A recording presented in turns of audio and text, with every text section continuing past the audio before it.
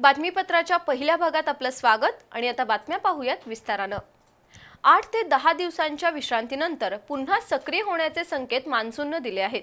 सप्टेंबरच्या शेवटच्या आठवड्यात राज्यात अनेक ठिकाणी अतिवृष्टी होण्याची शक्यता हवामान खात्याने वर्तवली आहे। 2 ऑक्टोबर पर्यंत राज्यातील अनेक जिल्ह्यात मुसळधार पाऊस पडून पूरस्थितीही निर्माण होण्याची शक्यता असल्याचं हवामान खात्याने म्हटलंय। त्यामुळे शुक्रवारपासून राज्यात अनेक ठिकाणी पावसाची पुन्हा एकदा बॅटिंग पाहायला मिळणार आहे। सप्टेंबर महिन्याच्या अखेरच्या आठवड्यात राज्यातील अनेक भागांमध्ये पुन्हा पाऊस दाखल होणार असल्याचे संकेत हवामान खात्याने दिले आहेत। राज्यातील अनेक भागात गणेशोत्सव कालावधीत पावसाने विश्रांती घेतली, तर काही ठिकाणी राज्यात हलक्या ते मध्यम स्वरूपाच्या सरी कोसळल्या।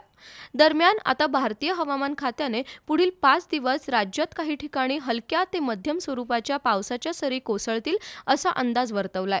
राज्यातील काही जिल्ह्यांमध्ये 2 ऑक्टोबर पर्यंत मुसळधार पावसाचा अंदाज व्यक्त करण्यात आलाय। 21 सप्टेंबर ते 2 ऑक्टोबर या कालावधीत महाराष्ट्रात पाऊस कोसळणार आहे।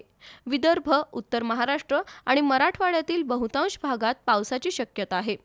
कोल्हापूरसह नांदेड, लातूर, परभणी, सांगली, सातारा, धाराशिव, सोलापूर, कोकण, अहमदनगर, पुणे, बीड या जिल्ह्यांमध्ये मुसळधार पाऊस होणार आहे।